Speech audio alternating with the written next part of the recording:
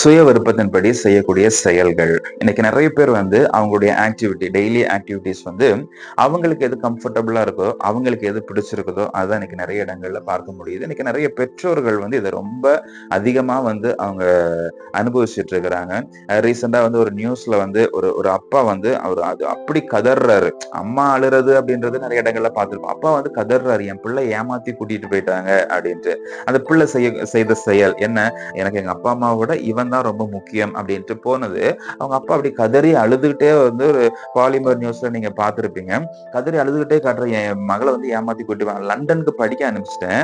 அவ அங்க போயிருப்பான்னு பார்த்தாக்க அவ இங்க கல்யாணம் பண்ணி கூட்டி வந்திருக்காங்க. எப்படி நடந்துச்சுன்னே எனக்கு தெரியல. ஏமாத்தி கூட்டி போயிட்டாங்க அப்படின்ட்டு. அப்ப இந்த பெண்ணுக்கு 18+ 18 வயசு தாண்டிடுச்சு.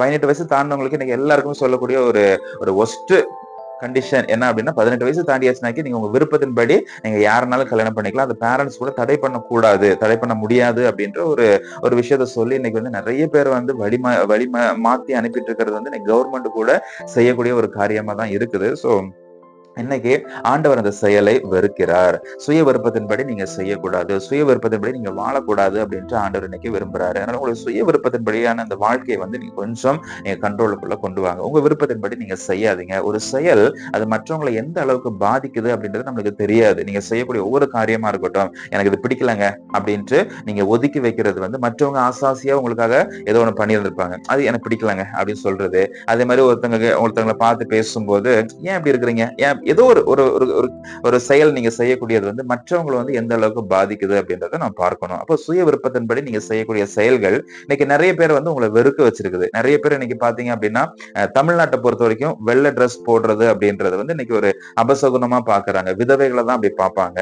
அதனால அவங்க வந்து கொஞ்சம் ஏதோ வெளியே போற ரொம்ப சாஸ்திரம் பாக்குறவங்க எல்லாம் வெளியே போகும்போது இந்த வெள்ளை ட்ரெஸ்ஸை பார்த்தாக்கி திரும்ப உள்ள போய் தண்ணி குடிச்சிட்டு திரும்ப அவங்க வெளியே வரும்போது இந்த விதவைகளை பாத்திர கூடாது அப்படின்ட்டு. பட் இன்னைக்கு நிறைய கிறிஸ்தவர்கள் அதுதானே பண்ணிட்டு இருக்கிறோம். வெள்ளைதான் என்ன சிலவங்களாம் வீட்டுல போட்ட ட்ரெஸ்ஸையே வெள்ளையாதான் போட்டுட்டு இருக்கிறாங்க. அந்த மாதிரி இருக்குது. அப்ப இந்த செயலை வந்து மற்றவங்க பார்த்துக்கிட்டே இருக்கிறாங்க. இதனாலேயே நிறைய பேர் இன்னைக்கு வந்து ஆர்டருக்குள்ள வர்றதுக்கு யோசிக்கிறாங்க. அப்புறம் நம்முடைய செயலை வந்து கொஞ்சம் நம்ம செக் பண்ணிக்கலாம். சுய விருப்பத்தின்படி எந்த ஒரு செயலையும் செய்வதை ஆண்டவர் இன்னைக்கு விரும்பல.